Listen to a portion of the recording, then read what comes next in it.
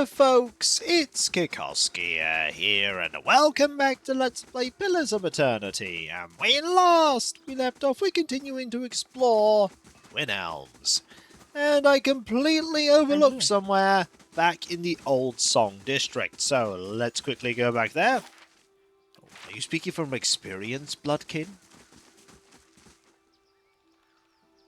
It was your own pride, not my power, that settled our blood hunt before it even started, brother. Ha! You speak true, always.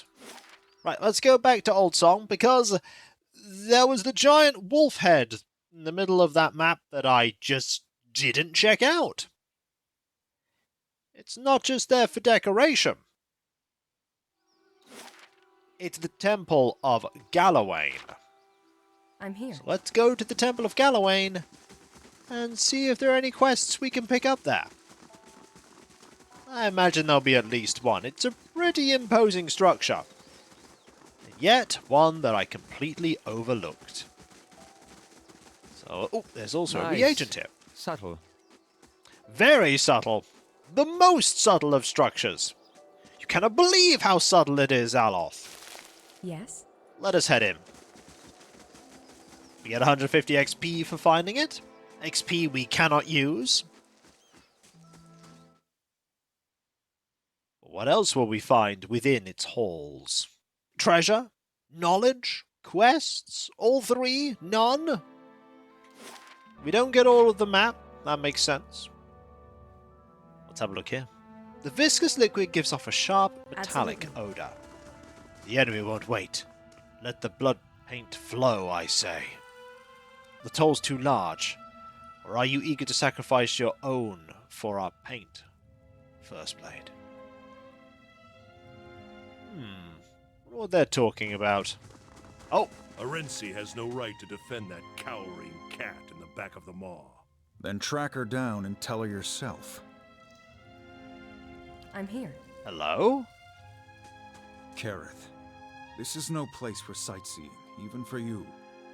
The beasts of Galawain's maw are dangerous, and now more than ever. A wiry elven man paced the cavern, his face etched with worry lines and his hand irritably thumping his hip. He looks at you and sighs. What's wrong with the beasts? They won't fight. Stops pacing and turns to you. What's wrong with that? It is not Galawain's way, and it is not the way of the maw. The maw has always been home to one great predator. Every so often, a challenger comes along and the two battle for territory. But Sul remains in her den, and Ornos won't confront her there. Now two mighty predators, and their kin, hunt from the same stock. It's thinning the herds, and it's thinning patience around here too. He resumes his pacing, and this waiting is not the deliberate, watchful waiting of a hunter lying in ambush. It's stagnation, tedium, hoping for something to happen. He clenches his hands into fists. But I'm powerless to act. One half the Fangs will cry favoritism if I try to drag the lioness out myself. I want to know about the two predators. There's never been a more cunning hunter than Sul, but some say she's losing her edge. Ornos, on the other hand, is all edge, and many of our number think he's the rightful successor. His fingers drum a restless rhythm on his thigh, blood simmering.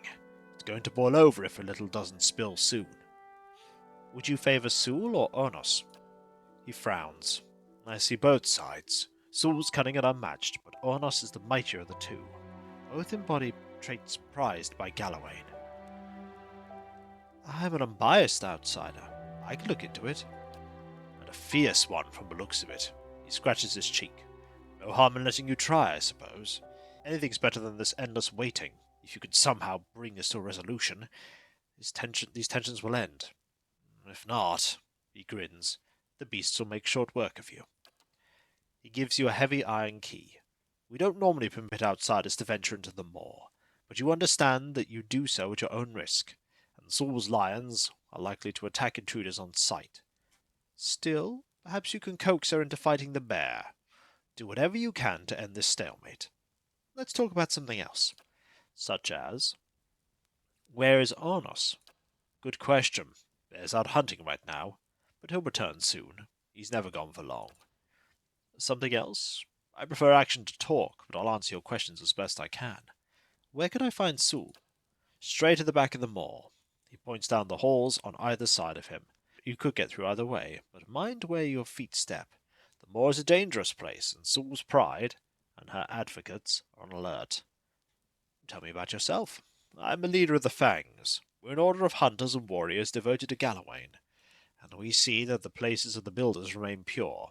Not truly a tribe, but we do gather, and argue, like one. Our members come from all the tribes, but most of us are born three-tusked Stelgar, fisher crane, and keepers of a stone, naturally. This is Galawain's Moor, then? Yes, a den of beasts sacred to the Lord of the Hunt himself. Historically, the greatest predator of Air Glanfath has claimed the back of the maw as its lair. Lately, however, there's been some dispute as to who should occupy that position. And it's leading to discord among our hunters. Well, farewell.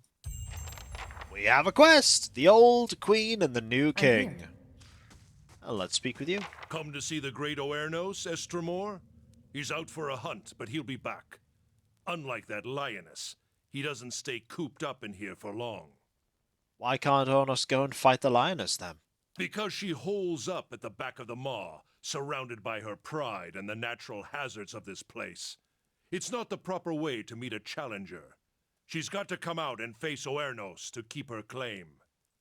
Anyway, her prime is past. Putting that old beast down would be a mercy at this point. On the other hand, could you not see the cunning and tactics of Sul as another way to hunt?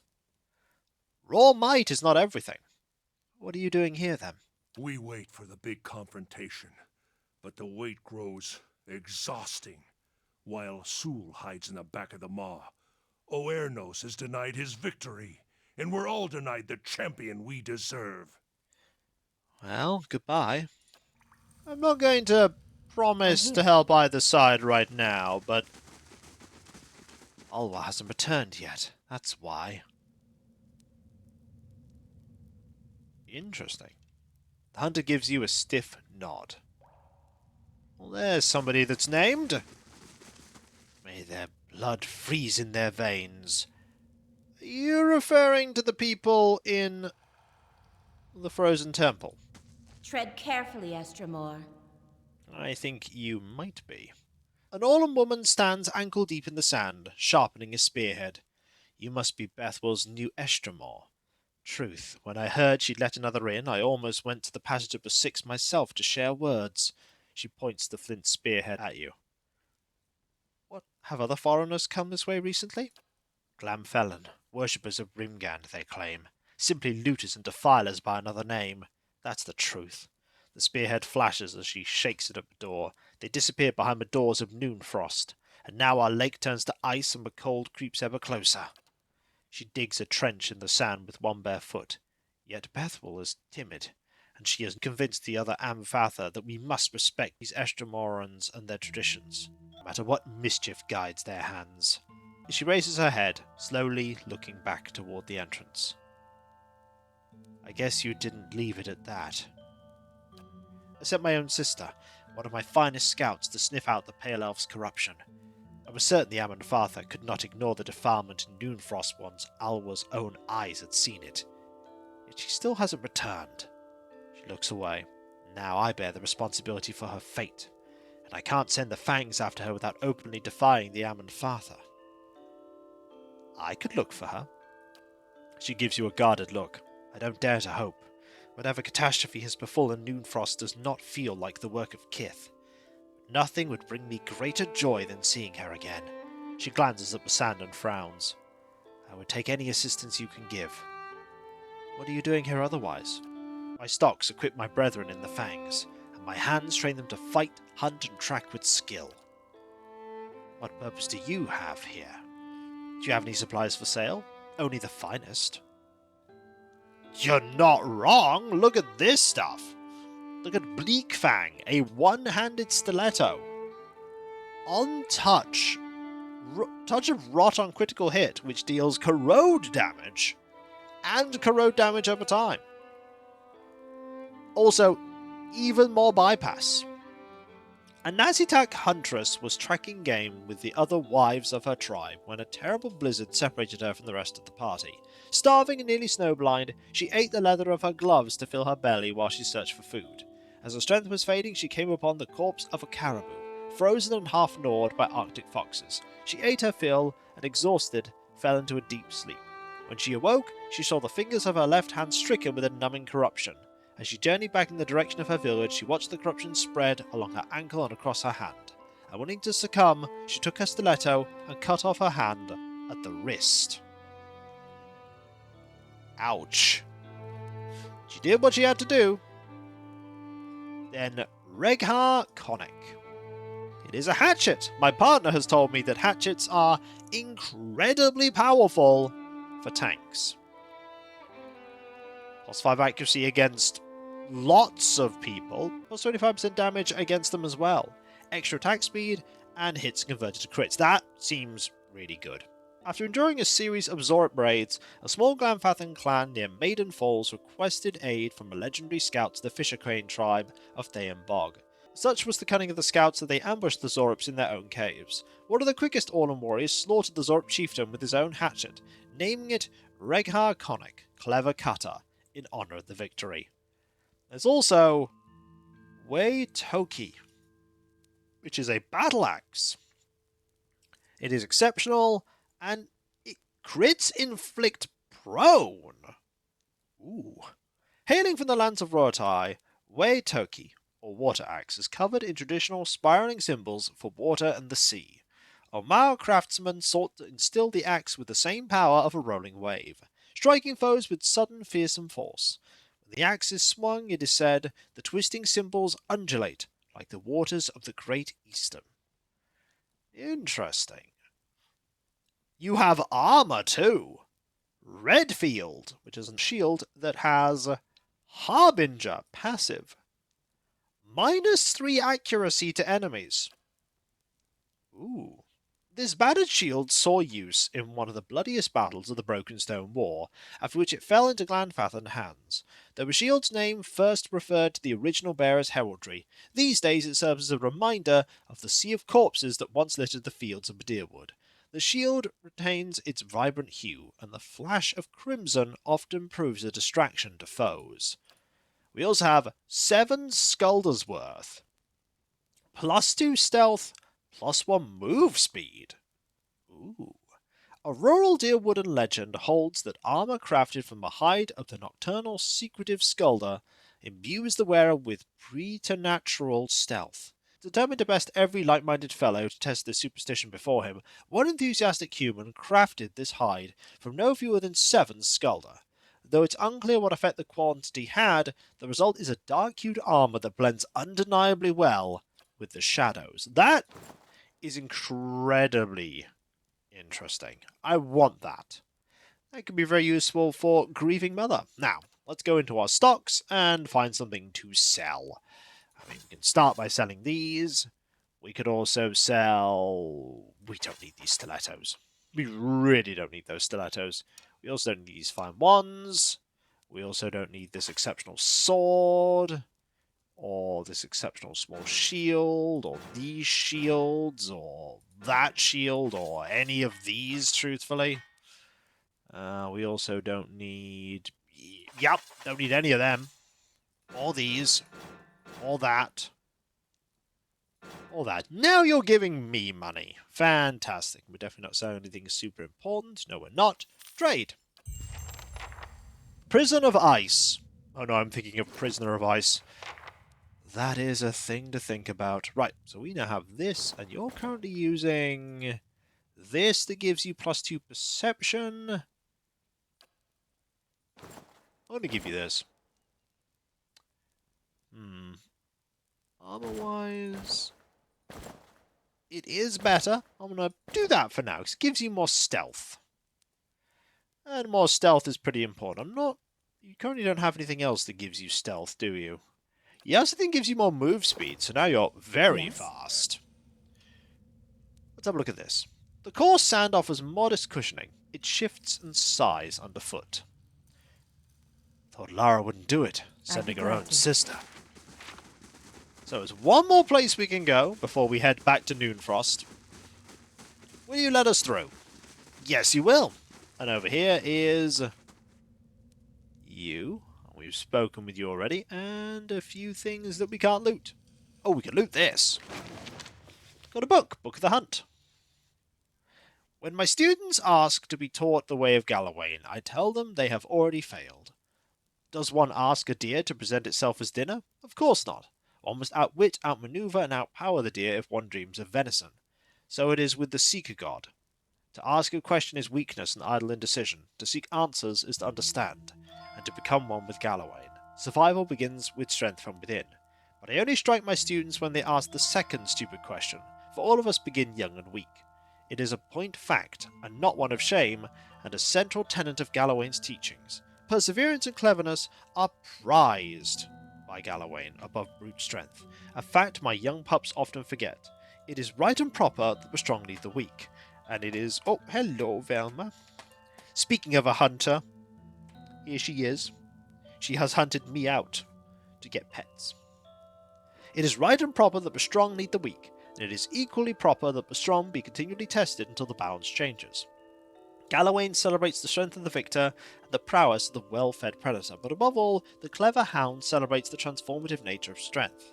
Galawain's greatest desire for us is that prey becomes predator, muling babes grow into strong hunters, and the lost find their own enlightenment.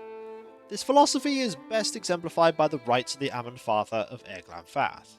When one of the Glanfathan spiritual leaders is old and nearing death, it is customary to enter the woods and confront Galawain's herald. If Seeker God finds that Amanfath's life, deeds, and soul worthy, the reward is a quick death and his soul joins Galawain's pack. If deemed unworthy, the Amanfath is killed, his soul forced to find its own way to the next life, and his memory erased from the records of the tribe. Survival begins with strength from within, and weak leaders endanger the whole pack. This is Galawain at his purest. Even at the end of life, one must struggle for worthiness, for greatness, just as one must struggle every day to feed his pack. A Seeker God is easy to understand if one actively engages in the quest for knowledge, but his secrets are self-occluding to those who merely ask, desiring knowledge without the requisite hunt. My own flesh and blood once asked me, will learning to hunt please Galawain? I told him yes, but added, Galawain would prefer that you hunt to learn. Interesting. Well, now we have that knowledge. Bone pins pierce the hide map at a handful of locations along the Glanfathan side of the Bale River. At once. We could go and check out the mall, deal with the thing with Sul and the competing bear, but instead we're going to go back to Noonfrost. We're going to speak to the elves there and see what they have to say. We might have to do some sneaking, some figuring out of secrets that they are trying to keep from us. No one to please, no crowd to inspire, no fair maiden's kiss to spark my song's fire. What wouldn't I give for the old days to return? I'm here. Let's chat with you. What brings you here? Salutations, Estromar, Violan chirps in a sing-song voice. I am known as Delum, a chanter of old song. I trust you're enjoying the beauty of this sacred place. Are you the resident entertainer? I sing to entertain Old Song's visitors, but alas, the crowds have thinned into little more than a trickle. The chill wind from Rimgan's temple is driving people away. Now I sing, but nobody listens. My music is without purpose. But I know of a solution, a way to make my songs warm and passionate. Countering Rimgard's incessant chill, the Orlan smiles and reaches out with a grasping motion. All I need are a few rare songbirds. I could eat them and absorb their musical energy. With that kind of musical prowess in my soul, I could sing a song that would bring back the merry crowds. You want to eat the songbirds? I don't think it works that way. The Orlan stares at you dumbfounded before rolling his eyes and lecturing you. Eating the muscles of animal make you stronger, right? If you consume green stalks, do you not take on their pungent smell, even down to the water you pass? He smiles, pleased with his reasoning. Just as one cannot sweat if one is parched, I cannot sing without a nourished soul. It's all very basic. Did your parents teach you nothing of the food-dropping cycle? I will leave you to your nonsense. I'm here. I don't think I want to give him birds for him to eat so that he can gain musical prowess. If he'd have said, I'm hungry, could you help me get some birds that you hunt? Sure. But that was not what he was asking. He's like, let me consume this rare and possibly endangered bird so that I may sing. You don't need to eat that bird to sing, sir. You do not need to eat that bird. I will reluctantly start that quest later, although it probably won't be to feed you birds. Hopefully I can find another way. I need to find this person. And I imagine it's going to start with asking some questions, but that will be for next time, folks. But when we come back, we're back in Noonfrost. Will we too become a prisoner of ice, and then have to drop a cave chandelier on someone's head? You may not know what I'm talking about. You don't want to know what I'm talking about. Prisoner of Ice is an experience. It is an experience. And if you enjoyed this video, don't forget to like, comment, and subscribe if you're not. And if you are subscribed, press that bell for those notifications. And I'll catch you next time, folks. And I'll see you then. Later.